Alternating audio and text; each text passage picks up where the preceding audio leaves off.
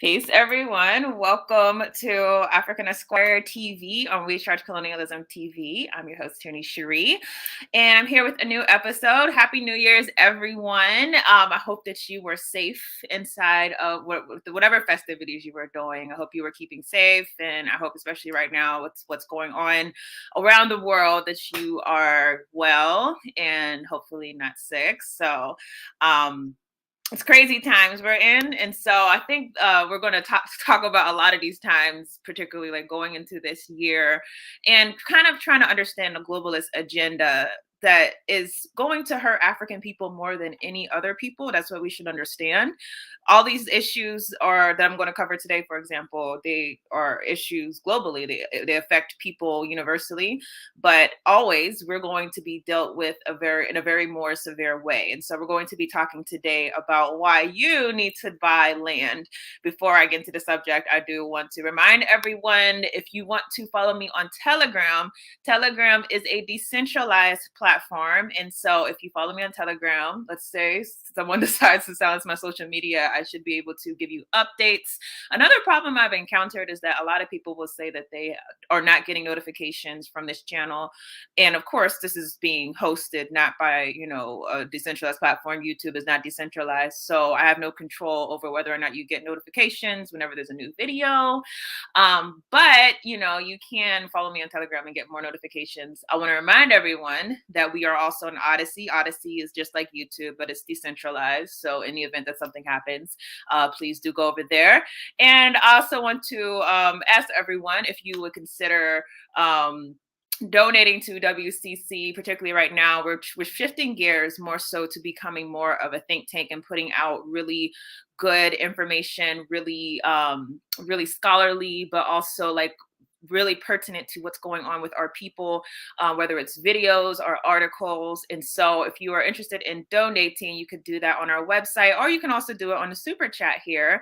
The good thing about our website, though, is that YouTube doesn't take 30% from there. So please consider doing that. So I'm checking the comments. Peace, everyone. Yes, I'm back in the building. Y'all ready for this conversation? Because there was some stuff that's going on around the world that I want to talk to you all about.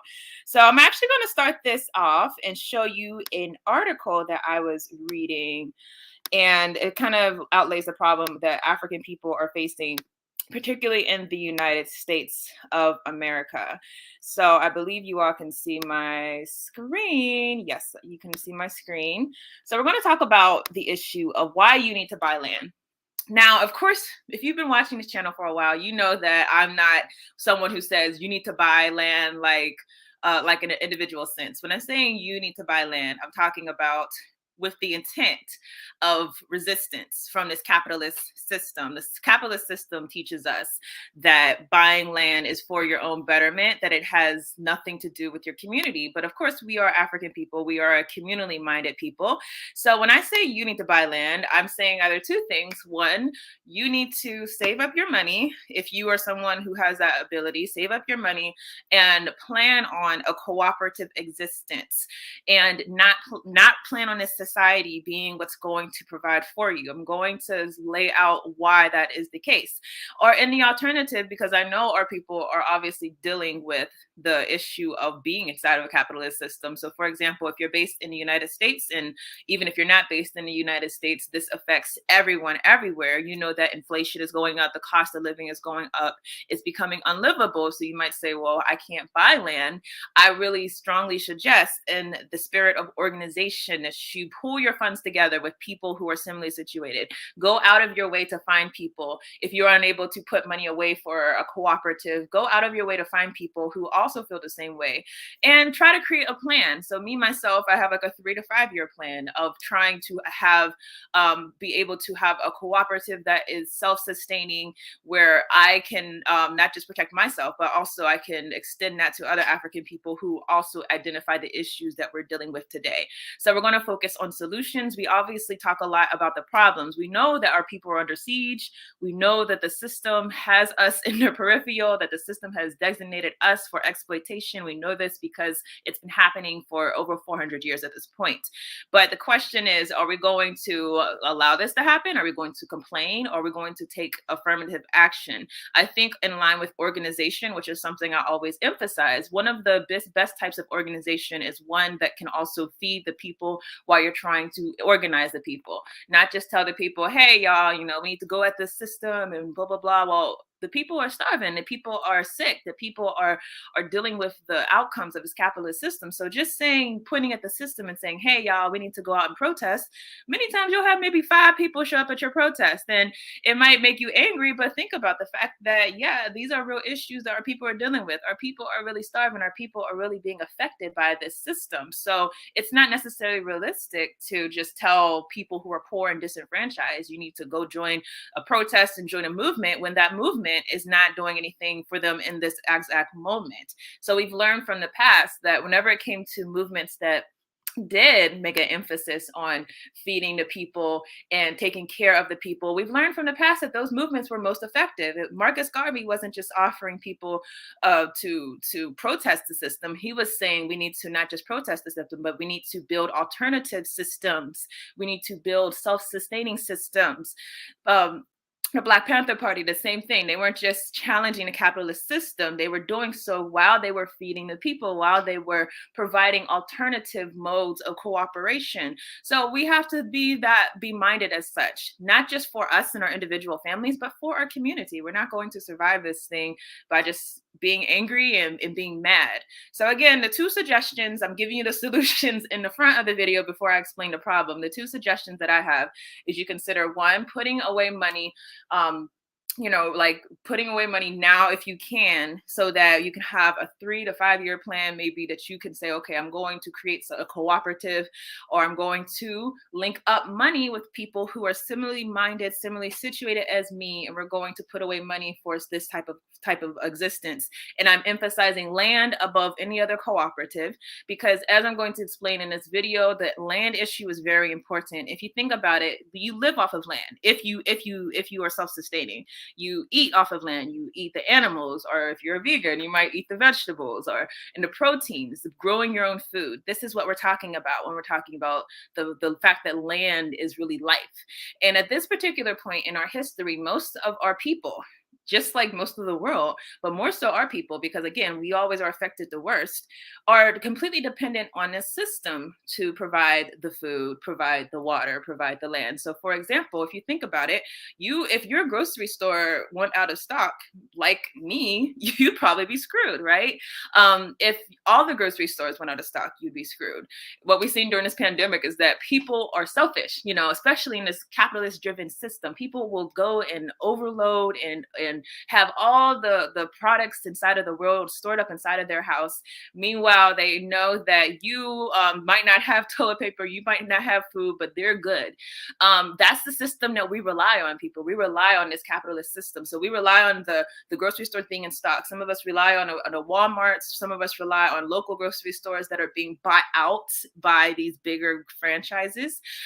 So we rely on a system that is very volatile and that is showing us violence right now. So we're talking about living off the land. That means that if that store, if that store tells you can't shop there, or if that store tries to do something that's going to control you. So for example, a lot of people are protesting right now about vaccine mandates. If that store says, well, you're not going to do a certain thing, so I'm not going to give you a certain thing, are you screwed? Are you basically forced to do something you don't want to do? Or are you able to live off on your own? And when this capitalist system does fall, we all hopefully know that this system is unsustainable and it will fall eventually. These same systems that we all rely on are not going to be there. Where will African people be? Will the millionaires and the billionaires be inside of their underground bunkers, eating all the food, enjoying all of their wealth? Meanwhile, the world starves and we are already starving, so we die off the quickest. Or will we have learned from this system that this system is moving one direction, so we have to move the opposite direction and actually do things that are in line with our heritage, in line with our legacy as a cooperative people who know how to survive based on communal survival rather than individual survival. So in line with that, let's go through this first article. And let's see, I just lost it. The article, okay, here we go, the Black Farmers article.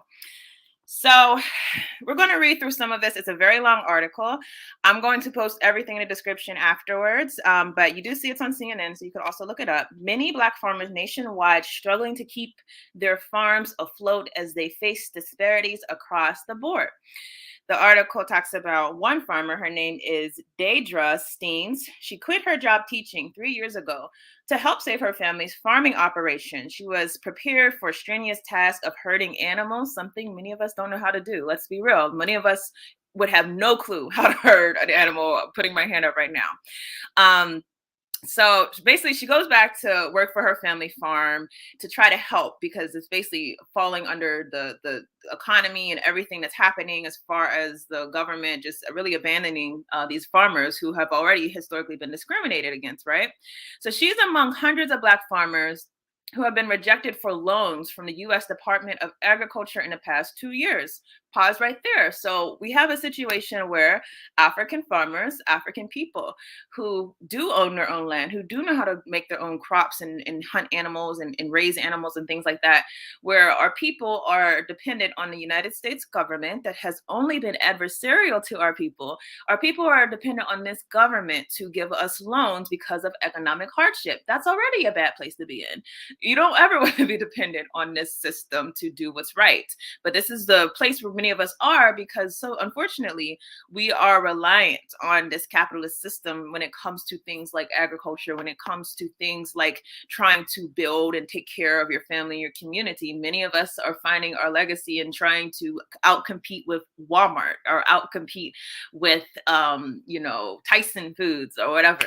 And that's just not realistic. That's why I'm also emphasizing to cooperatives is a very powerful tool, because it's one thing to try to have workers and say, okay, I'm going to try to pay you as little as possible while I make the most profit, which is the way that capitalism works. You're going to try to make the profit driven. So I'm going to try to make the best profit, as opposed to a cooperative where all of the workers are not just workers, they're also all receiving the benefits. So the incentive to work for a cooperative versus working for an exploitative corporation is very different. And that's why this is a survival tactic for this capitalist system. But this is a farm, obviously, living inside of the capitalist system. And like many of us, we've just adopted capitalism as the way to resist. Now, a CNN analysis of recent data from agency found that more farmers of color, especially Black and Asian farmers, have been rejected for loans. While the agency approved more loans for white farmers, the loan disparities persist as white farmers are suing over what they say is discriminatory language after President Joe Biden signed a COVID relief package. Y'all remember this? I covered this on this channel. Into law earlier this year. It included $4 billion to help pay off farm loans for socially disadvantaged farmers and ranchers, a group that includes Black and other minority farmers. But it's not specifically for our people, right? It's for the all of the people, right? And anytime that's the situation, we should know that we're always going to be left out, because ultimately, whenever things are left abstract, this is just the history of like affirmative action and so many other government programs that were supposed to benefit African people. They always basically find a way to give us as little as possible. And I don't know how this system has perfected itself so much to this point, but it continues to show the same things, even things that you'll see the Black politicians or the Democrats go out on the road and say, we did this for minorities. Unfortunately, our people are oftentimes not those who actually were the beneficiaries. It was other people who are less significantly impacted by this system. So I encourage you all to read through the whole article. It goes into detail about, actually, let me just read this real quick statistic, that the USDA rejected loan applications for 42% of Black farmers, as opposed to 37% of Asian farmers. Only 9% of white farmers were rejected for this loan that's supposed to be some type of help for the farmers. So I wanted to share this again, and I can post the article right now, in fact, inside of the description.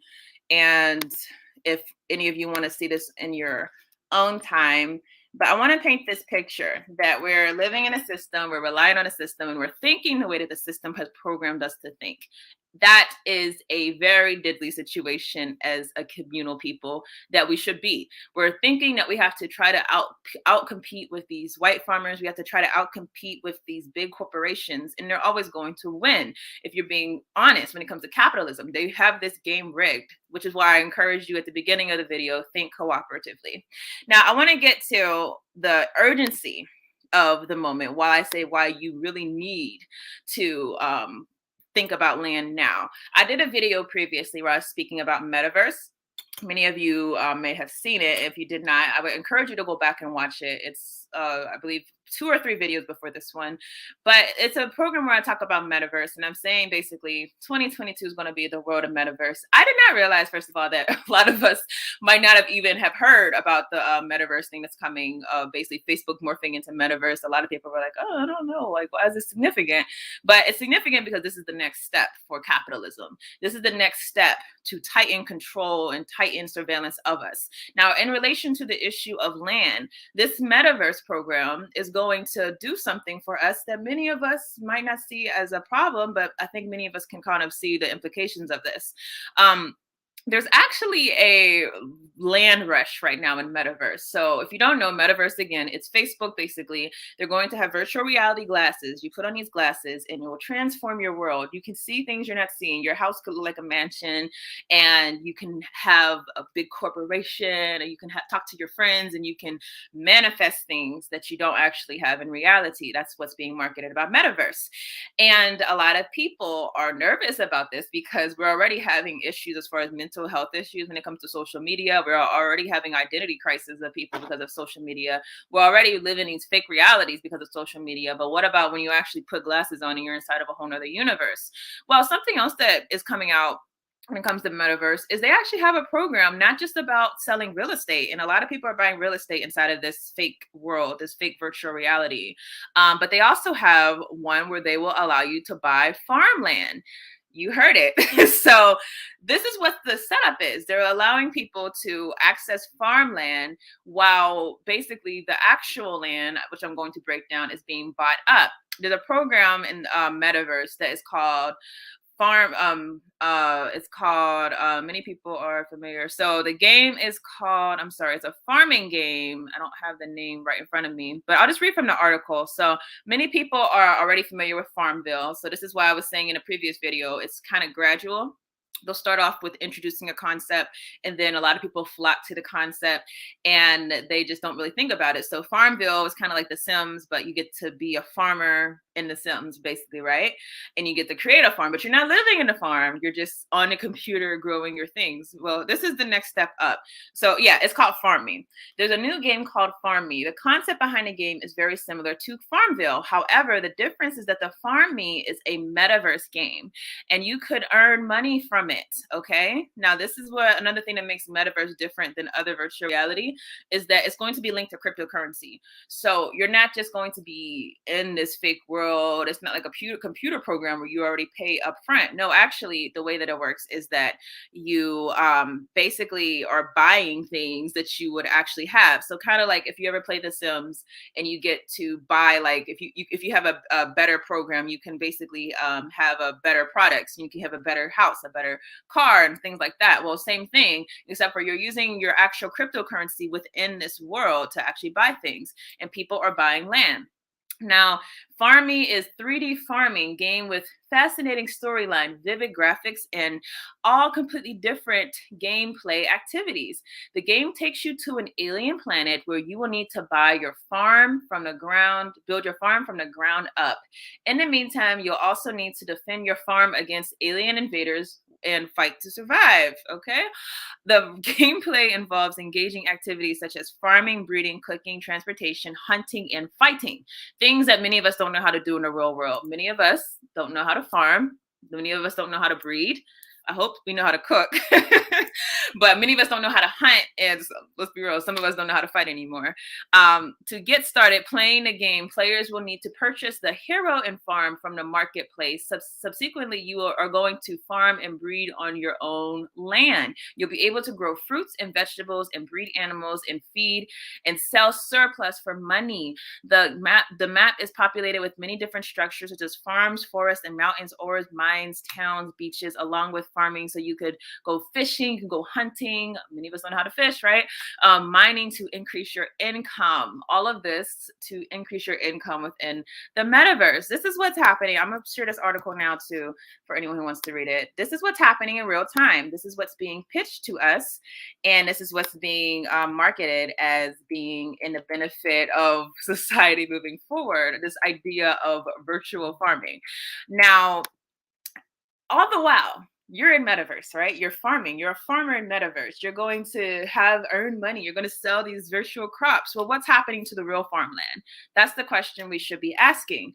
Something that I hadn't known, and I'm learning a lot of things that were happening, like let's say the last few years, but even last year, that came out that I wasn't paying attention to at the time, and I'm going to talk about more things I wasn't paying attention to last year, is that the farmlands, not just in America, but throughout the world, are being occupied by billionaires.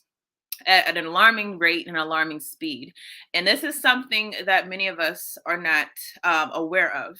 And right now, Bill Gates and Melinda Gates, although they're divorced, so I don't know how that's going to divide, but it was reported that in April of 2021, they became the largest owners of farmland in the United States. This singular entity, these people who were at the time were married, but now they're basically dividing their assets.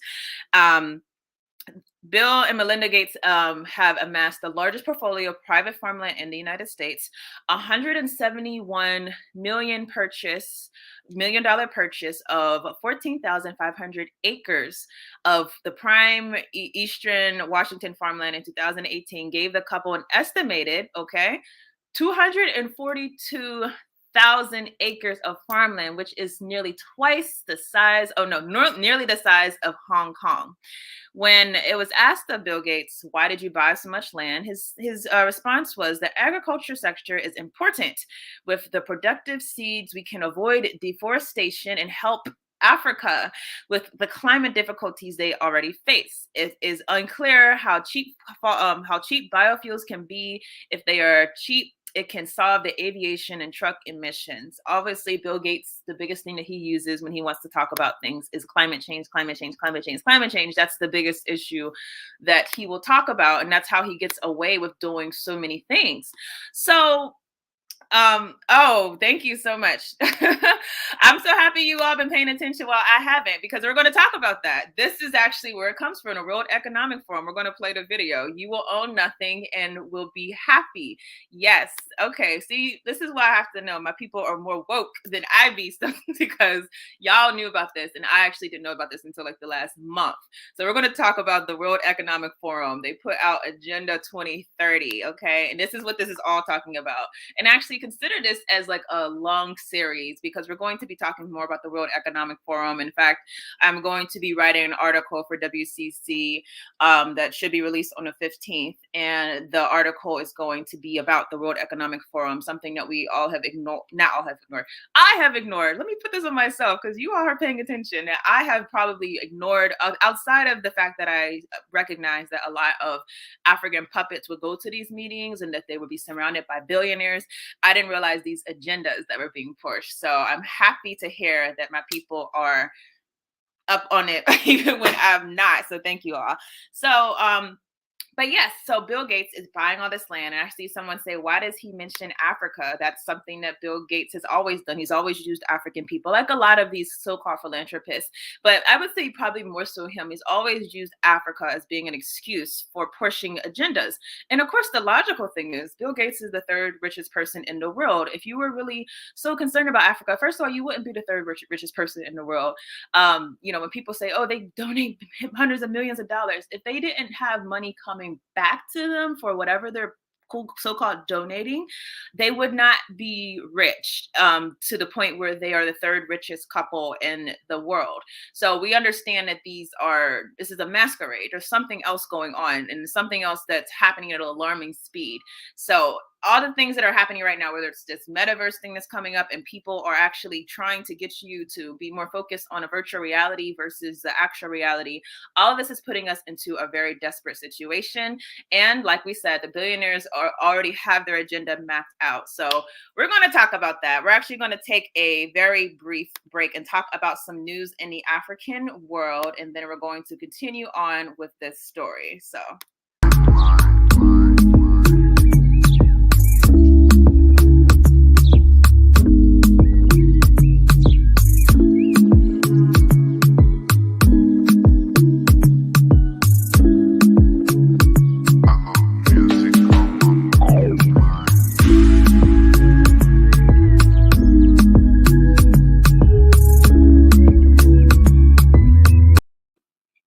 Okay, everyone, that was my tea break.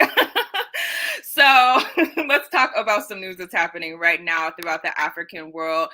Some of these actually we're going to relate to the African world or the struggles of African people. But let's start off by talking about what's happening in Mali right now. So, if you don't know, Mali obviously had this coup. The coup occurred last year or last 2 years. I believe it might have been last year. And obviously, it's kind of unfolded for the ECOWAS who wanted to reestablish control with their puppet governments inside of this particular region. While we're seeing that Mali has proposed a 5-year election to delay to the Western African bloc.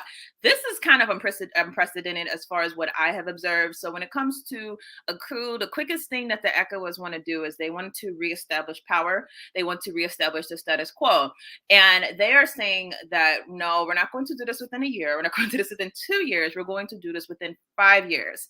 So Mali's interim authorities proposed to its West African neighbors that a transition back to democracy following the 22 coup could be extended by 5 years. The transitional government initially agreed to hold presidential legislative elections in February of 2022, so that would have been next month, 18 months after Colonel Assimi Goïta led the overthrow of President Boubacar Ibrahim Keïta.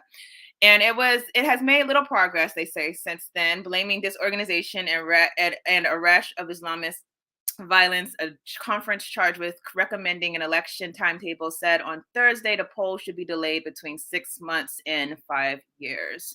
Now, Nana Akufo-Addo, if you don't know, Nana Akufo-Addo won an award recently. He's called the best African of the year or something like that by Forbes magazine. He said he's the chair of the ECOWAS, obviously, and Mali's foreign minister Abdoulaye Diop said that he had proposed the upper bound of that interval. So this is what's happening in Mali. If you don't know, again, there was a coup, and essentially they're trying to hurry up and reestablish the status quo through the ECOWAS. Do I think this is going to fly? I don't think so. I think that there's a lot of resistance to a 5-year plan, even though realistically, if you think about it, like the American Revolution, like let's say if you think that was a good or actually a revolution, but even that stage revolution, they had a long transition period before actually implementing like the constitution and things like that. But inside of Africa, anytime that there's a coup, many times they could be driven by outsiders, but sometimes it's the people who rise up. You know, I think Mali was an instance where the people were pushing for the military, and the military did something, and we won't know exactly, you know, what motivated them, but it seems like they could be moving on the interest of the people and not on the interest of outsiders. So in the case of Mali and many other places, there's this quick rush, like we have to have an election next year. And that's just not realistic if you're talking about having a revolutionary change. So I'll be very interested to see, as far as Mali, what are they doing in this interim? Like what is going to be this new change? So moving on, I want to talk about Haiti. If you did not hear, there was some new news about the assassination of Juvenal Moise, and actually one of Haitians, the Haiti prime minister just escaped the possibility of being assassinated. So it says Haitian minister escapes assassination attempt on New Year's Day. Now, who's driving this assassination attempt? We shall find out, I'm sure. But it says the new year started off a dangerous way for Haiti's Prime Minister Ariel Henry, who narrowly escaped an attempt on his life while in the northern part of the country. On Monday, Henry's office relayed news of the incident to the press, and Prime Minister Henry and other officials from the government were attending a news mass that was held to commemorate the nation's independence from France in 1804. And the assailants, they said, are bandits of terrorists. And the statement reported that they found that they had stationed soldiers at the walls of the church to attack them. Now, I want to emphasize that I don't buy any of this. And it's not because I don't think that people have that it's possible that bandits could just be charging, but there's something else going on. Like, I want to show you something else. The United States just charged people who supposedly assassinated Jovenel Moise. And this is the same United States that has overcome and occupied Haiti for a long time. United States charges Colombian man with conspiracy of the Haitian president's assassination. The U.S. has arrested a Colombian man for his alleged involvement in the assassination of Haitian President Jovenel Moise, who was killed in his bedroom last July. And he was one of the few suspects who managed to flee the country after Moise's assassination. He eventually ended up in Jamaica, where he was captured by authorities for entering the country. He escaped Haiti to an unknown location. Now, this is what I want to emphasize. He was extradited to the United States to be charged from Panama on Tuesday, Colombian National Police said in a statement. So if Haiti is a sovereign nation, which is what we're told, why are they extraditing someone who committed a crime against the Haitian president to the United States to be charged? That just seems like something weird is going on. I'm not exactly sure what's happening in Haiti. I believe that the people, as always, are protesting. The people, as always, are raising their voice. The people as always, are calling out U.S. imperialism and resistant to U.S. imperialism. But I know also that the United States has intentionally made every single effort to assert themselves inside of this country in an unprecedented way. We're not used to this level of mass intervention and surveillance inside of any other country we regard as sovereign. So the fact that it's been so desensitized to us that, they extradited the person who supposedly assassinated the Haitian president to the United States for charges, that doesn't seem right. So I don't know what exactly is going on. I'd love to hear your all thoughts and your ideas, particularly you all who are based inside of the movements inside of Haiti. What is going on that the United States will have jurisdiction over an assassination of a president inside of a foreign nation to where they could supposedly extradite the killers? I don't know, but we shall find that out. The last story we're going to talk about before we continue on with our subject today is we're going to talk about this new technology that's come out. Now, it's actually in China, but this relates to us, and I hope we can see why. And it was an AI technology that came out recently. Chinese scientists developed an AI prosecutor that can press its own charges. The machine is so far able to identify 8 common crimes, such as fraud, gambling, dangerous driving, and picking up quarrels. That's what researchers say. Prosecutors in China already use AI tool to evaluate evidence and assess how dangerous a suspect is to the public. Now, it says researchers in China say that they have achieved a world first by developing a machine that can charge people with crimes using artificial intelligence. Anyone ever watched Minority Report? This is what I'm telling you. They're programming us to let us know what's coming next.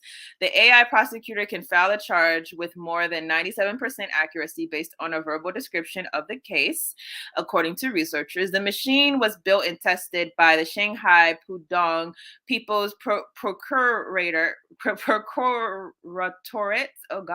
the country's largest, busiest district prosecution office. The technology could reduce prosecutors' daily workload. Everyone's trying to reduce workload. Allow them to focus on more difficult tasks, according to Professor Xi Zhong, the director of the Chinese Academy of Sciences, Big Data and Knowledge Management Laboratory, who is the project's lead scientist. I'm very curious to know what you all think about this, because this type of thing we know is easily going to be, first of all, taken on in places where you have a significant population who is disenfranchised. So places like the United States, places like Brazil, and places where you have racialized societies. These types of technologies will easily, I think, be adopted. Don't think it's going to stay in one region of the world. And I'm very sure that there's going to be a push to try to have more accuracy, because we see right now in the United States, the prison industrial complex is under intense criticism. Many people understand that these prosecutors are completely driven to just get prosecutions, and therefore there's a lot of people who sitting in jail who have either been overcharged for things that, had they been white, they would not have been given a certain sentence for, or in the alternative, there's people who are sitting in jail right now for things that they did not do just because they had a zealous prosecutor. This is going to be the solution. The idea that we can have some type of AI mechanism that's going to prosecute and they're going to get it right. The fear, obviously, number one, is just like, why would there be such an assurity that any type of thing could get it right when you're talking about crimes oftentimes that could only be could only be known based on actual evidence, like video evidence. A lot of times, even eyewitness evidence is completely trash. So you're going to trust a machine to make difficult calls, and you're going to say that it's 97% accurate. What is the basis of this?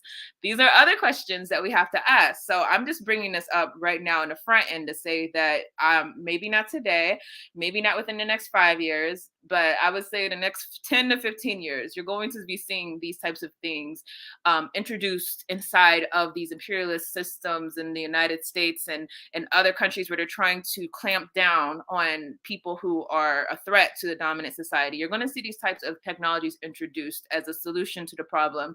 And because these machines have a certain type of accuracy, it's going to be alleged that basically they're getting it right. So we shouldn't feel any type of way. So with that, we're going to go back to the subject. And I hope you all basically, look that up. Pay attention to what's going on inside of these AI world, y'all. I'm starting to do more and more right now. And let's go back to what we were talking about at the beginning of the video. Many of you alluded to this issue of the World Economic Forum, and I'm going to play you this video in case some of you might not have seen it.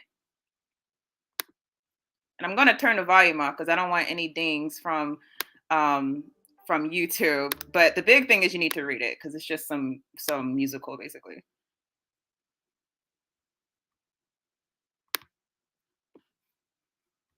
A predictions for 2030.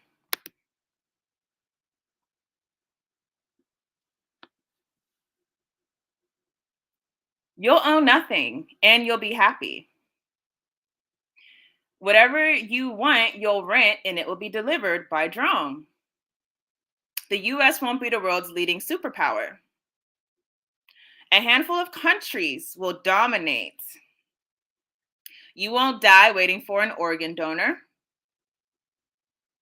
We won't transplant organs, we'll print new ones instead. You'll eat much less meat. An occasional treat, not a staple, for the good of the environment and of health. 1 billion people will be displaced by climate change. We'll have to do a better job at welcoming and integrating refugees. Polluters will have to pay to emit carbon dioxide.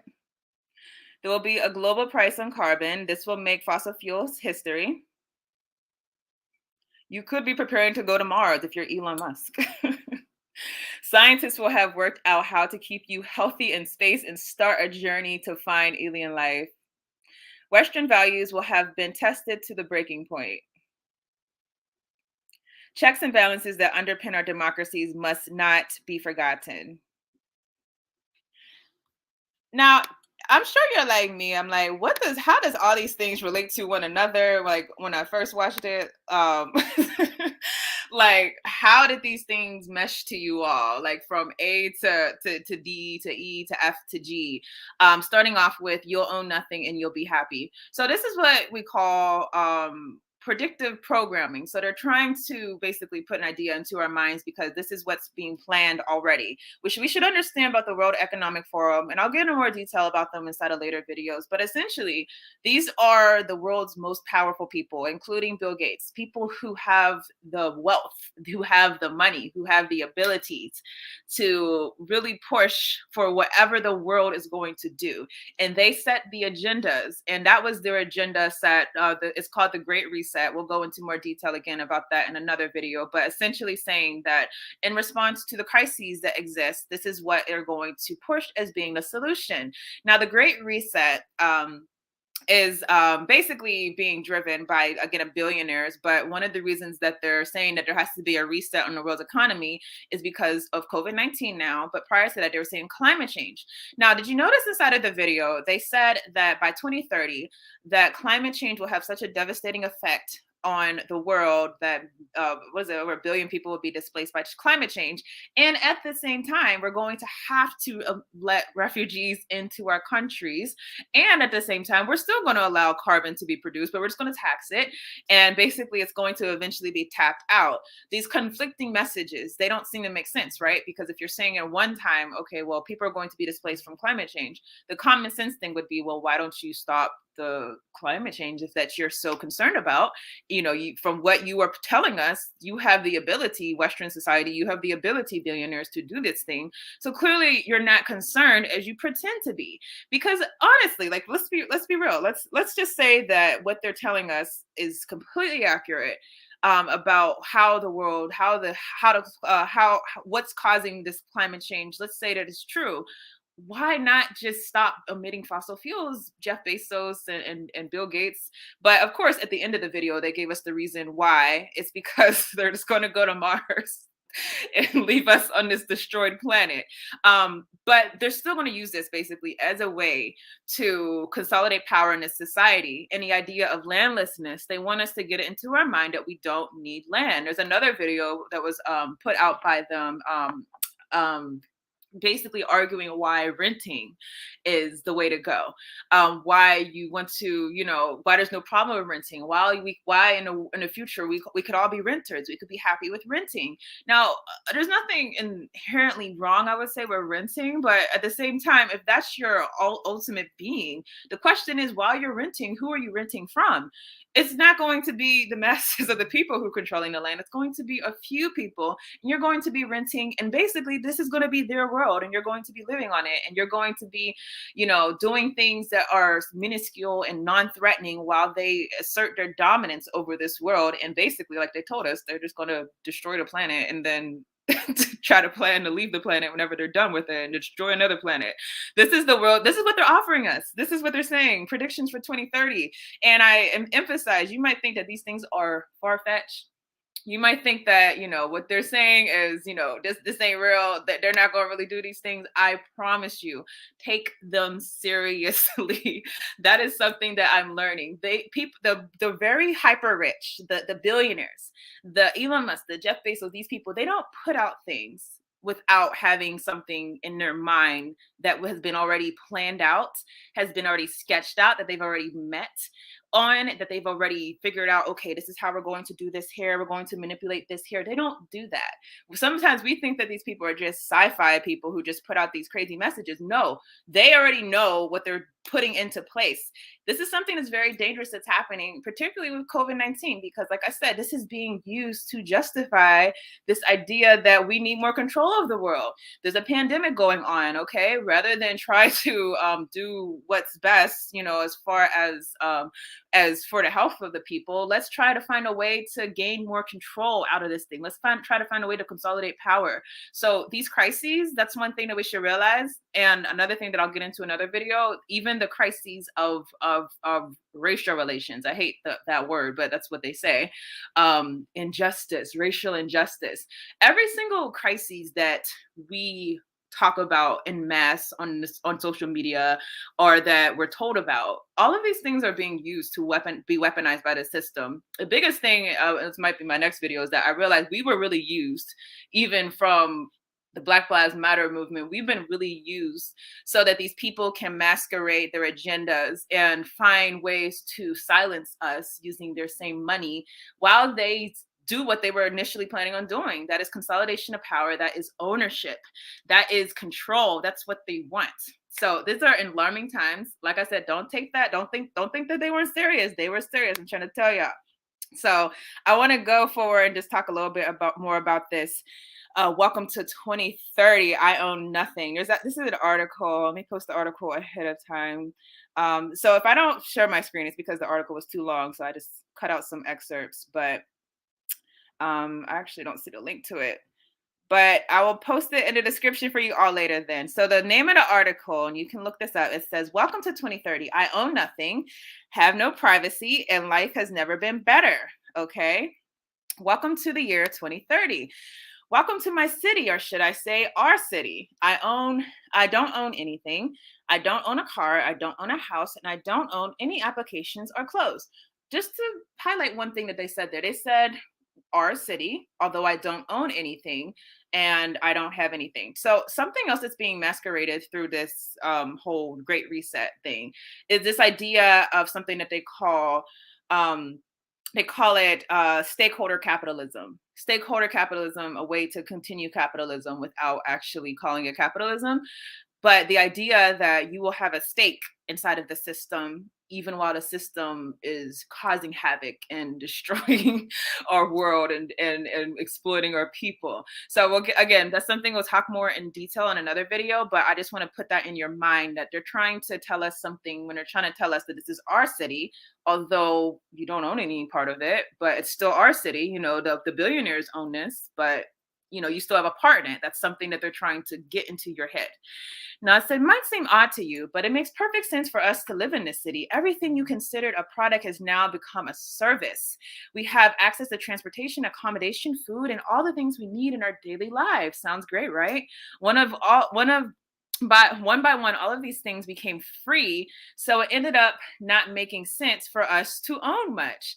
First, communication became digitized and free to everyone. Then, when clean energy became free, things started moving quickly. Transportation dropped dramatically in price. It makes no sense for us to use our own cars anymore because we could all have a driverless. We can all call a driverless vehicle or a flying car for our longer journeys within minutes. This makes you think about Uber, like, what were y'all trying to do with this? We started transporting ourselves in much more organized and coordinated way when transportation became easier, quicker, and more convenient than having a car.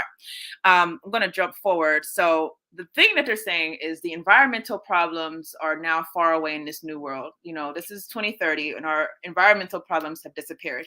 In our city, we don't pay any rent because someone else is using our free space whenever we don't need it. My living room is used for business meetings when I'm not there. So they're trying to offer you, okay, even though we're going to own everything, here's a way you can still make money. Okay, you can have a house that you rent and then, you'll get the money back because you'll allow someone to rent your house from you, or I guess that would be like that type of leasing agreement where you can let someone sublet your apartment for a business. So hey, you'll still have a way to get money. Once in a while, if I choose, I will cook for myself. It is easy. The necessary kitchen equipment is delivered at my door within minutes. Since transportation became free, we stopped having all those things stuffed into our home.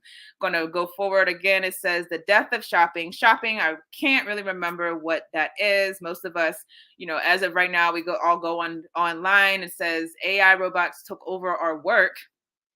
I'm gonna say that again. When AI robots took over much of our work. So again, when they say you're gonna own nothing, you'll be happy. This is like trying to get you ready for what's coming. We suddenly had time to eat well. We had time to sleep well and spend time with other people. The concept of rush hour makes no sense anymore. I hate rush hour too. So this sounds great, right? Since the work that we can do can be done at any time. Going to another part, they say they live different kinds of lives outside of the city. Now, my biggest concerns for those who don't live in our city, those we lost on the way, those who decided it became too much, all this technology, those who felt obsolete and useless when robots and AI took over big parts of our jobs, those who got upset with the political system and turned against it.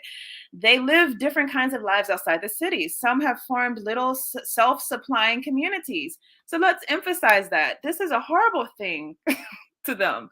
Some of us have self-supplying communities. Let me put the proper context. Some of us have communalists. Some of us have cooperative land owning, shared wealth. Some of us have alternatives to this capitalist, technology-driven society. Some of us have the land and we're living off the land and we're tied to the land like our ancestors.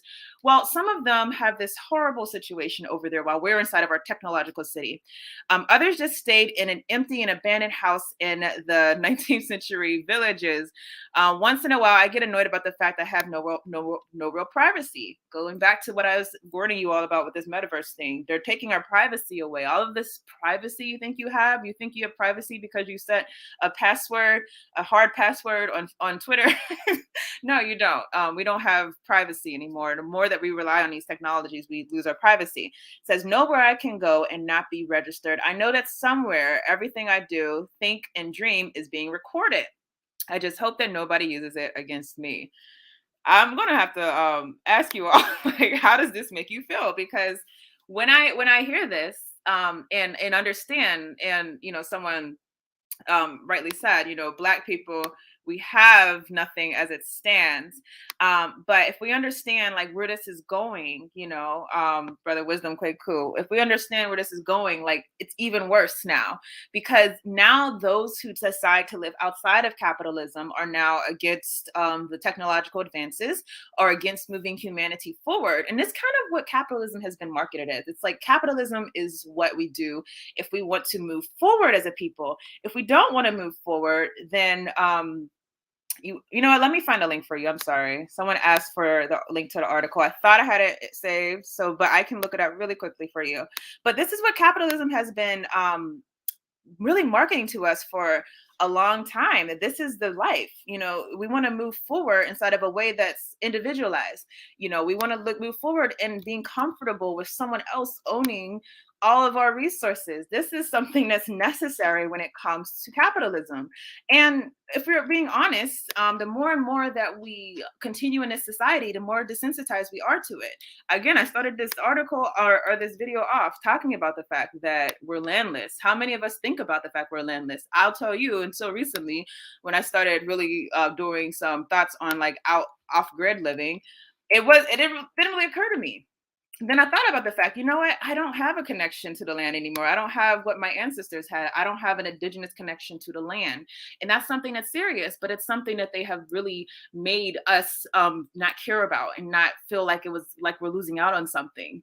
So I put the link to that article in the description. Please check that out. We're going to just talk about what's happening, how this is happening. Obviously, it's not just happening in Africa. And this is why I always emphasize to you all, if something bad is happening in the quote unquote industrialized world, the Western world, then we know that it's only happening worse where other African people are. We've always heard about land grabs. We've always heard about landlessness. Our people have been crying out, protesting about this mass occupation of our lands. And this article actually that I'm going to show you is kind of old.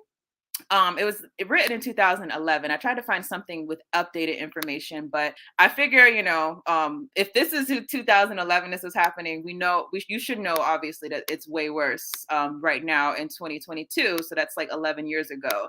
But this is an article that goes into detail about what's happening as far as African land occupation. So let me find this article. Here we go. Okay. Meet the millionaires and billionaires who are suddenly buying tons of land in Africa. This is a long article. I'm going to try to get through this one. I want to hit a lot of the points, even though we can't necessarily hit all of it. But this article goes into detail from people who basically have made it their business to occupy large quantities of land inside of Africa. Let me tell you something. These are not all the people.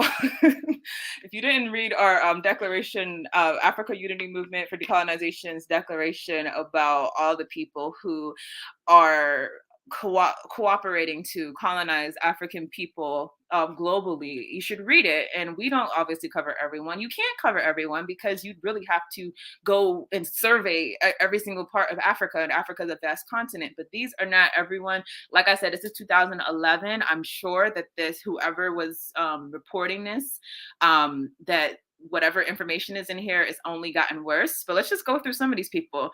This guy, Bruce Rastetter, he's been buying up land in Tanzania, 3 abandoned refugee camps he bought, future development, crop cultivation, beef, poultry production, biofuel production. As I go through these people, I want you to understand what's happening. Again, African people, we've had a connection to the land long before like America, all these countries existed, right?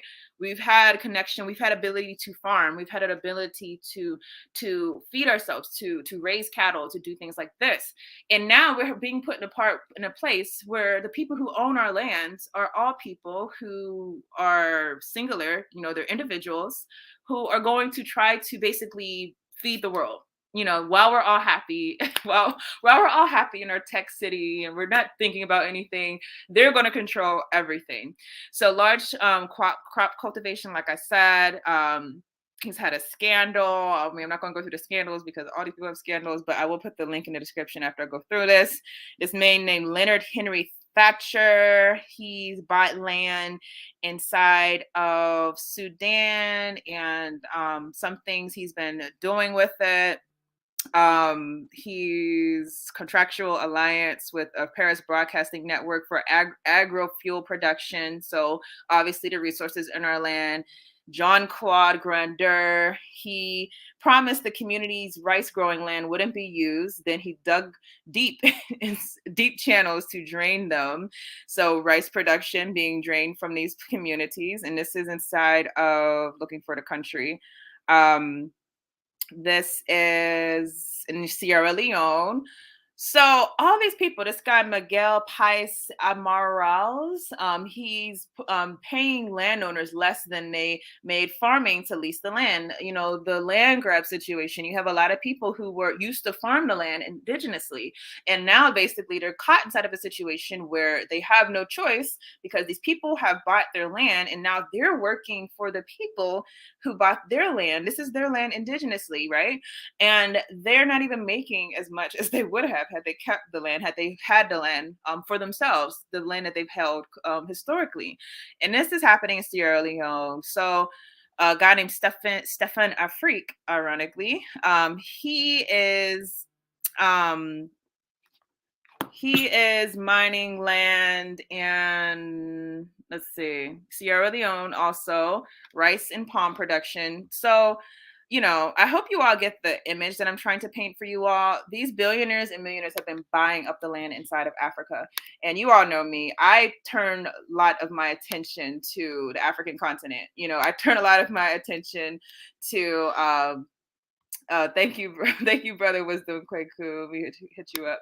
I turn a lot of my attention, my focus on the African continent because, you know, me, I believe that that's ultimately where we should be turning our focus on. But I started off the article again talking about Black farmers in America. So in America, we have agricultural land being bought up. In Africa, agricultural land has been they've been buying it up. And that's why I'm trying to get you to see what's happening. If we are not focused on this issue of landlessness that we're all experiencing, we're literally going to be put inside of a situation where a society has control over all of the resources and we are dependent on that society. And as we've said many times, capitalism will fall. Okay. If you don't know, capitalism is not sustainable. When that system falls, when that system fails, are we going to be starving because we depended on the system and we didn't know how to farm? We didn't know how to grow crops and raise crops. Are we going to be starved out by this system that we became comfortable with? And that's why they really count on us being okay, being happy with the situation, being okay, being happy with this landless situation. That's literally what they focus on, because if not, we're not going to willingly submit to the system and continue with the system. And again, cooperatives is the best way to me for you to be able to fight back from this. So I think, let me see, I think I have one more article I wanted to go through. Oh, I just wanted to give you all just a little bit more information really quickly about something that the United Nations has been pushing when it comes to this. So again, I mentioned earlier that the climate crisis and now the COVID crises, anytime there's a crisis, the crises are weaponized by the imperialist structure, which is why many people assume that these crises, all the crises that are put forth, you know, are very much being put out there. Basically, if you think about the times when freedom has been clamped down, it's been times that it's been in response to a crisis, you know, and they justify it and they say, oh, we had to do this to protect the world, but really they're not trying to protect the world. This had this planned all along. So if you think about how these crises are being weaponized against us by these corporations that are all falling under the jurisdiction and the direction of the United Nations, that makes you wonder, what is the United Nations here for? By the way, on Friday, Brother Frank, he's going to start his first program on revolutionary repatriation, and he wants to cover why he says that Africa should not be a part of the United Nations. Africa is, of course, a part of the United Nations because we have a love of slave master. We have a love of being close to colonizers. And until we break that, we're going to continue to think that we need representation inside of bodies that have no real deference to us as a people or no recognition of our personhood. But, you know, so going forward, you know, it says meet the, okay, so we're going to just talk about this UN initiative. The U.S., or the UN summit, no, I'm sorry, in the United States, Summit Carbon Solutions began working on obtaining land in northern Iowa for its promised Midwest Carbon Express pipeline. The solutions offered an offshoot of the Summit Agriculture Group, and it's behind $4.5 billion in an energy project. All of this, again, to drive the land because they're trying to say we're trying to conserve energy. We're trying to basically find a way to avoid a climate crisis. So we need to gain more and more control of what's happening. Now, Bloomberg New Economy Forum, which is led by Bill Gates and Henry Kissinger and Penny Pritzker, has ties to many multinational corporations. The people who are buying up the land oftentimes are banks. Goldman Sachs, for example. And Lockheed Martin is apparently getting in on the action. So just a few of the countries. Now, I'm going to tell you all this. I didn't know this about President John Magufuli, that he was trying to take some other actions. We hear about, a lot of people think that he was assassinated because I think we all think that death was way too random. A lot of people think President John Magufuli might have been assassinated because of his stance about the COVID vaccine. As this article points out, there's other things that he was doing that were threats to the dominant structure. Tanzania, one of the countries in Africa on a chopping block for multinational firms, has recently become a target for nickel production. According to Reuters, the northwest part of the country has the world's largest development-ready high-grade nickel sulfide deposit. Conspiracy theories about the recent death of the Tanzanian president, John Magufuli, are usually centered around his COVID-19 vaccine responses. But his regulations against investment firms are far more plausible of a conspiracy. According to Reuters, Barrick Gold and Glencore lost a massive nickel project in 2018 when President John Magufuli's administration revoked their retention license along with licenses of 10 other investors as part of new mining laws and regulations. He was about that life, just months after Magufuli's death. The UK-based mining firm Kabanga Nickel Limited signed an agreement with Tanzania to develop Kabanga Nickel projects formerly sought by Barrick Gold and Glencore. The company says that the recent agreement could help ease electric vehicle manufacturers. Okay, we have to seize the control of Tanzania's land so that we can help with climate change.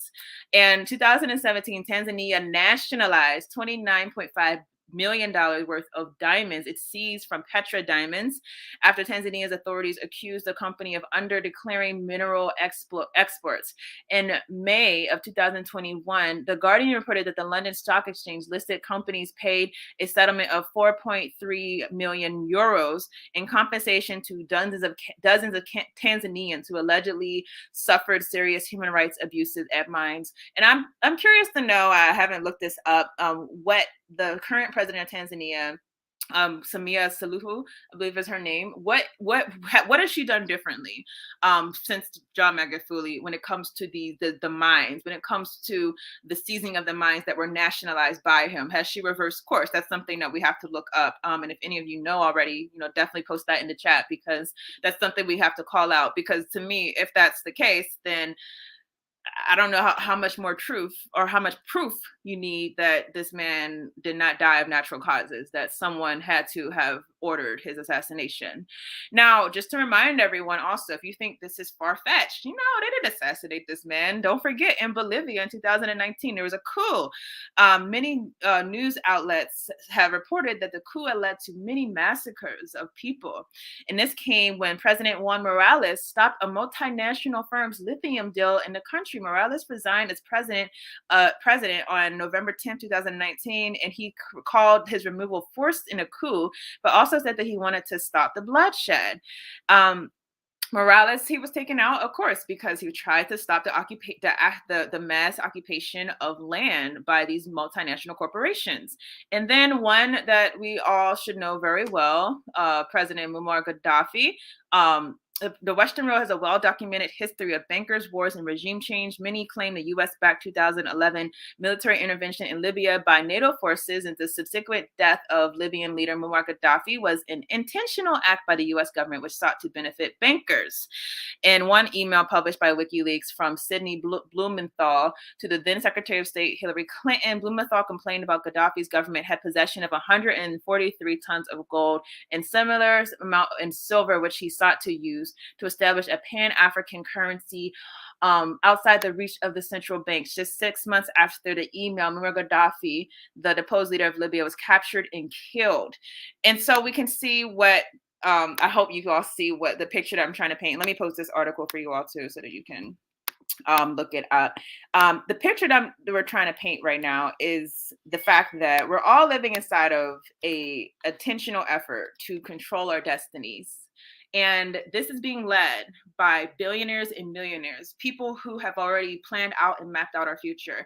And our future to them, this whole working remote thing, that I'm really starting to think that this is a setup because it plays right directly into their hands. Even like the timing of metaverse, would metaverse have worked so well as far as being put out and pitched had it been at a time where we weren't locked down? No, everyone got accustomed to Zoom.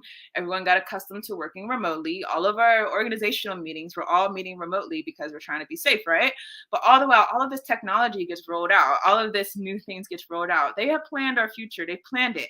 And it's not one where we're in control of our destinies. It's not one where people and communities have a claim to their indigenous land. And it's not one where you are able to live off your land. It's not one where you're able to farm for yourself. It's not one where you're able to raise your own crops. It's not one where you're able to know how to irrigate water or anything like that. No, it's one where you buy water from the store or a robot delivers that water to your house. It's one where you don't go and get food. You basically go and you delivered food, and that food, by the way, is all going to be GMO, because that's another thing Bill Gates is doing with the land that he's occupying. It's all in an effort, a big effort, is because to save the climate, he has to give us genetically modified foods. And genetically modified foods, I don't care what anyone says, do your research. That food is harmful. Please, do your research, avoid corn and soy and anything else that they come out with, because it's all has adverse effects to our bodies. There's many studies that show this. So that you're not going to learn how to grow your own food. You're going to be eating genetically modified food, and there's going to be plenty of it. We'll provide it all for you. You're not going to have to drive anywhere. We're going to pick you up, and you have an Uber service. Look at that. This is the world that they're selling to us. This is the world that they planned out for us. And this is why the emphasis from me, and I'll come back to the solution one last time to end the video, is that you have to take serious what's happening. And I really think that our organizations, and then our people, even if you're not an organization, although I encourage you to be in one, who aren't in organizations, we have to think about what we can do to get organized in the way of actually going and occupying our lands. Whether you decide to go in the United States, I would probably encourage you to go down south, because that's where most of the agricultural land is. Or if you are like me, you want to repatriate. We have to find ways to pull back from the capitalist system and create cooperative solutions, communal solutions. And I believe that the number one solution that we should be focused on is when it comes to the issue of land, because again, land is life, land is food, land is water, land is shelter. If all goes down and the society basically says, hey, you're on your own, people outside of the city. Hey, I don't know if y'all know, our indigenous ancestors knew how to make a good house out of some earth and a cool house out of some earth. These are things that we've lost over time because of this industrialization. And I'm not anti-technology, so to speak, by the way.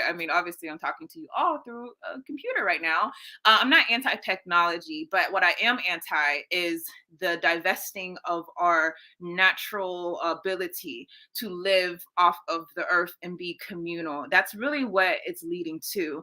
And it's kind of becomes a point where you have to say, well, how much is too much? What benefit does this technology have? Anytime that you look at a piece of technology, I read this in a book, ask yourself, what's the purpose of it? Now my coffee maker the purpose is to make coffee. I have peace with that. My laptop, the purpose that I use it for at least is, studies and reading and doing videos and things like that. But when something's made intentionally to distract you while these people are occupying the world, when something's made intentionally to make you dependent on someone else, and you're going to have to go to this person or go to this entity in order to have access to basic food, water, anything that does that, that's where it has to be where we draw the line. So this is my first, video of this installment. My plea to my people is, let's start thinking about getting land. And like I said in the beginning of the video, if you don't have money right now to get land, save up and make sure it's a cooperative. I emphasize to you, because you're not going to be able to outpace capitalism. Capitalism has this game rigged, but what you can do is find ways to communally live off of the land and share the resources with people who are also situated like you, your brothers and your sisters who are also suffering. Make plans to do that, think about it, and really focus on doing what you can to resist, because they put out already for you, they put out their plan. They put it out for you to out in the open. They said, hey, you're not going to own nothing. We're going to own everything. You're going to be happy. They already put out the plan for you. So now that we know this is their plan and 2030 is right around the corner, let's be real. Let's be aggressive and deliberate, that we're not going to fall for these horrible ideas that are being pitched as being in the progress of humanity. So everyone, thank you for tuning in. I hope you enjoyed this episode. I'm probably going to have to do lives more often, I realize, because I just don't got time to be editing these videos like I used to. So, but it's nice to interact with everyone. I hope everyone, you're doing well. And I will be back next week. And I'll also be on WCC's podcast and book club this Saturday, 10 a.m. I hope to see you all there. So everyone, peace and have a good day.